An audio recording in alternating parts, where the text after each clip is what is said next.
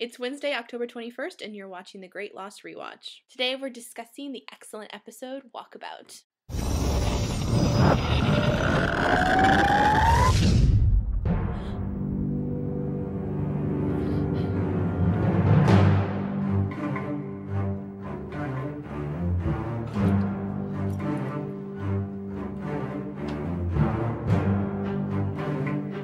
Liz said yesterday that this was one of my favorite episodes, and that would be true. I would definitely put it in my top 3 episodes. The part where Jack is talking about how they have to burn the bodies in the fuselage, and he says, look, I know this is harsh, but the pilot says we're over 1,000 miles off course. I forgot that was said so often at the beginning of season 1. Like, every episode, a different character is like, look, we crashed 1,000 miles off course. No one knows where we are. It's not annoying when you first watch it, but now when you're watching it, especially in rapid succession, it gets really annoying. Like, we know, no one knows where you are. We get it. He's finished talking to Randy, and he starts to crunch those numbers into that machine, and it sounds like the monster.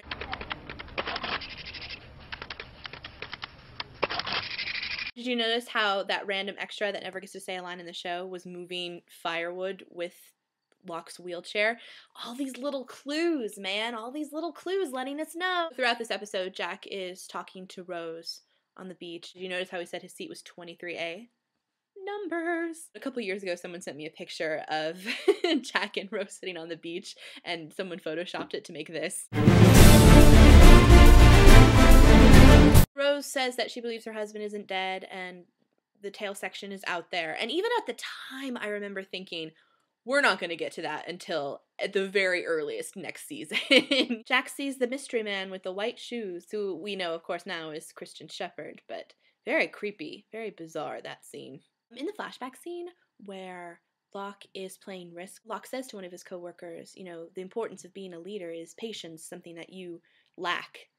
Kind of hypocritical now, huh? When you think about, like, season 2, Locke in particular, how he was trying to be patient with the button, but then ended up losing his patience, and then, you know, everything went to hell. Right off the bat with Locke's character, we're getting this idea. He's a man of faith. He believes in fate and the destiny of it all. I really, really miss the relationship between Hurley and Charlie. When they were fishing together in the ocean, I kind of was sad because I really, really missed that dynamic. We're hearing sounds of the monster, and the monster emerges, and Locke meets the monster face to face. In a later episode, I can't remember who he says it to, but he says he looked into the eye of this island, and what he saw was beautiful.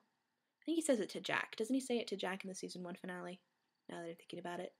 Anyway, I really want to know what he saw to make him such a fervent believer. I mean, I can try and speculate. What would Locke see in this monster that he found so beautiful? 'Cause it's gone, daddy gone, the love is gone. Yeah, it's gone, daddy gone, the love is gone. It's gone, daddy gone, the love is gone. Yeah, it's gone, daddy gone, the love is gone away.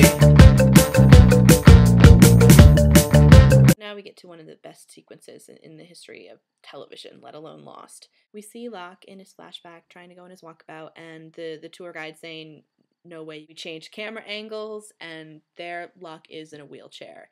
I call them shut the front door moments because when they happen, I yell, shut the front door!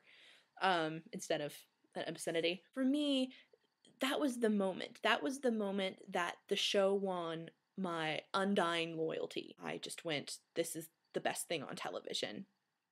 And I will be a fan until it's forever. And that scene where they double back on themselves in the return to the plane crash, and you see Locke wiggling his foot again, and you go, oh my god, that's because he was in a wheelchair, and he starts to stand up slowly, and that beautiful music. I get goosebumps. Like, today when I was watching it, I got goosebumps. 5 years later, I'm still getting goosebumps from that moment. It's just one of the most... Oh, I can't even find words to convey its awesomeness. The part where Locke is looking at his wheelchair burning, and he smiles, and the last shot is Locke being engulfed in flames. Very reminiscent shot of when the fake Locke, or Flock, is watching Jacob burn in flames. Coincidence? I'm implementing a new segment for this show. I'm going to call it the DTMWICD counter, or the Don't Tell Me What I Can't Do counter. Don't tell me what I can't do! We already have 5 just from this episode alone. That's where we're going to leave it today, with Locke being happy that his wheelchair is burning. Liz, I will see you tomorrow when you talk about White Rabbit. We're gonna need to watch that again.